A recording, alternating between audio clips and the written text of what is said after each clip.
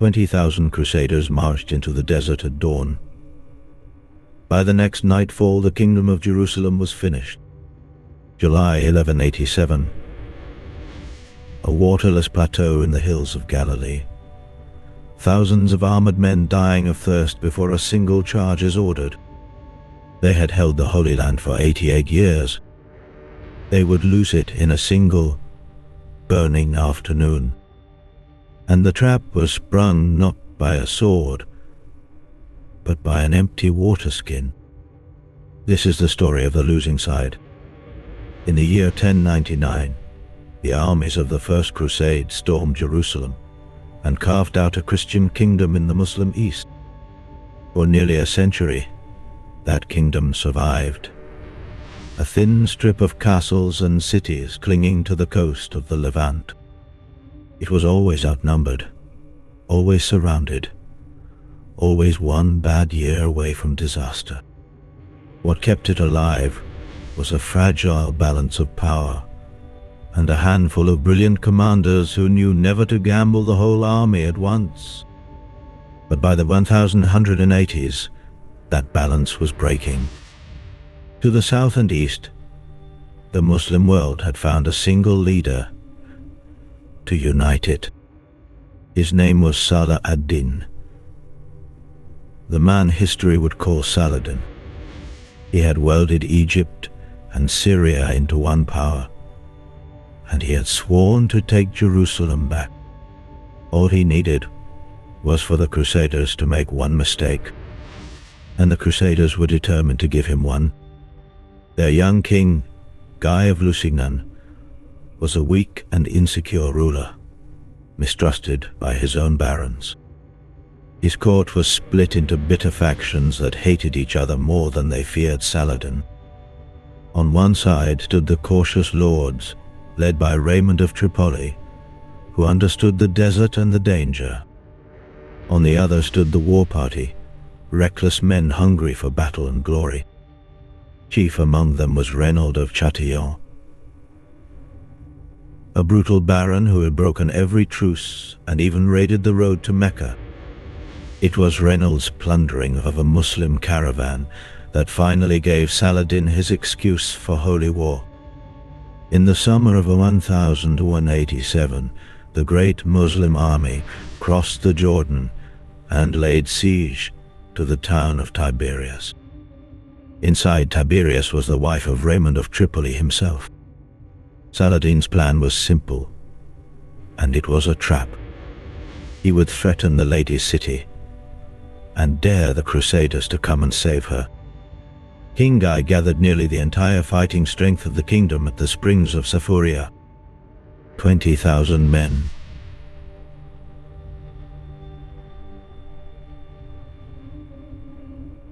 Some 1,200 knights, the iron core of crusader power, and thousands of infantry and light cavalry.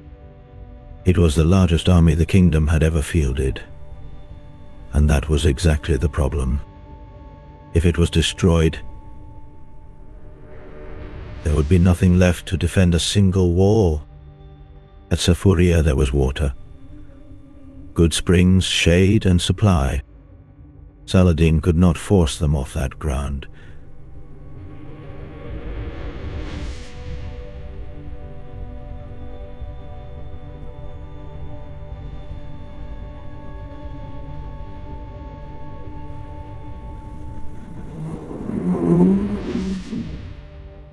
So he tried to lure them away from it.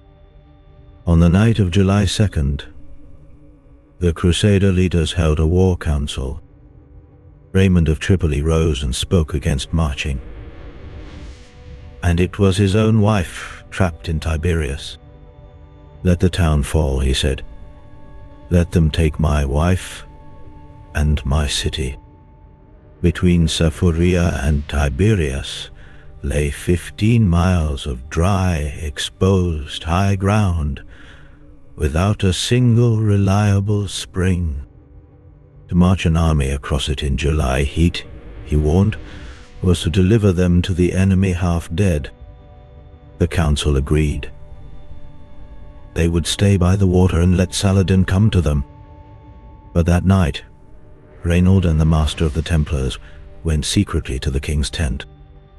They whispered that caution was cowardice, that to refuse battle was to betray Christ himself. If you enjoy these stories of historical downfalls, take 1 second to subscribe to the channel. Now, back to the decision that would end a kingdom. By morning, the king had changed his mind. On July 3rd, the order was given. The army would leave the springs and march for Tiberias. They abandoned the only water for miles and stepped out into the furnace. Almost at once, Saladin's horsemen closed in like a swarm. Mounted archers harassed the column from every side, loosing arrows and falling back before the knights could strike. The crusaders could not catch them. They could only suffer and keep walking. The July sun beat down on men, sealed inside chainmail and iron. Dust filled their throats. Their water ran out by midday, and still the arrows came. Hour by hour, the great column slowed and bunched and began to break apart. By the afternoon, the army was no longer marching to Tiberias. It was simply trying to survive. As the day died, the exhausted crusaders had not reached the lake. Saladin's army swung around and cut them off completely from the water ahead. The crusaders were forced to halt for the night on a barren plateau beside 2 rocky hills called the Horns of Hattin. It was the worst possible ground, high, open, and utterly dry. Below them, close enough to see, the Sea of Galilee shimmered. Water they could not reach. All through the night, the Muslims kept fires burning and chanted, while the crusaders lay parched and sleepless. And then Saladin's men set fire to the dry summer grass. The wind drove thick, choking smoke straight into the crusader camp. Men already mad with thirst now gasped in the burning haze, their eyes streaming, their lungs raw. When the sun rose on July 4th, they were already a beaten army. They simply did not know it yet. At dawn, the attack came in earnest. Fresh Muslim warriors fell upon men who had not drunk in a day and a night. The crusader infantry, desperate for water, broke ranks and stumbled toward the lake and were cut down or captured in droves. The knights fought on around the king and the army's most sacred treasure, the relic of the true cross. They charged again and again, down the slopes, trying to break through to the water. Each charge shattered against Saladin's lines. Each time, fewer knights climbed back up the hill. Raymond of Tripoli led one last desperate charge. The Muslim ranks simply opened, let him pass, and closed again behind him. He rode clear of the field with a few survivors. The rest were trapped on the horns. And then the true cross, carried before crusader armies for generations, fell into Muslim hands. When the relic fell, the heart went out of the army. On the summit, the king's red tent still stood, the last point of resistance. A young Muslim witness wrote that when that tent finally collapsed, Saladin's whole army cried out with joy.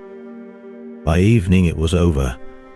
The field was carpeted with the dead and the dying. King Guy himself was taken prisoner, along with almost every great lord of the kingdom. In Saladin's tent, the captured king, half dead with thirst, was handed a cup of iced water as a sign of mercy. Guy drank and passed the cup to Reynold of Chatillon beside him. Saladin stopped them. He had not offered water to the man who had broken every oath, and with his own hand he put Reynold to death. The army of the Kingdom of Jerusalem no longer existed. In a single day, the Crusaders had thrown away the one force that protected every wall they held. Now the castles and cities stood almost empty, with no field army left to relieve them. One after another, they fell. Acre, Nazareth, Sidon, Beirut, Ascalon. And on October 2nd, 1187, less than 3 months after Hattin, the holy city of Jerusalem itself surrendered to Saladin. 88 years of crusader rule ended, not in a long siege, but as the aftershock of one lost afternoon. The news, it was said, killed the Pope in Rome with grief. Hattin was not lost to a better weapon or a larger army. The Crusaders had faced worse odds and won before. It was lost to thirst, to pride, and to a single decision to abandon the water and march into a trap everyone had seen coming. The cautious men had been right, and no one had listened. A kingdom that took a century to build was undone in the time it takes the sun to cross the sky. History remembers Saladin's triumph, but the dry hill of Hattin belongs forever to the men who died of thirst within sight of the sea. This has been the story of the losing side.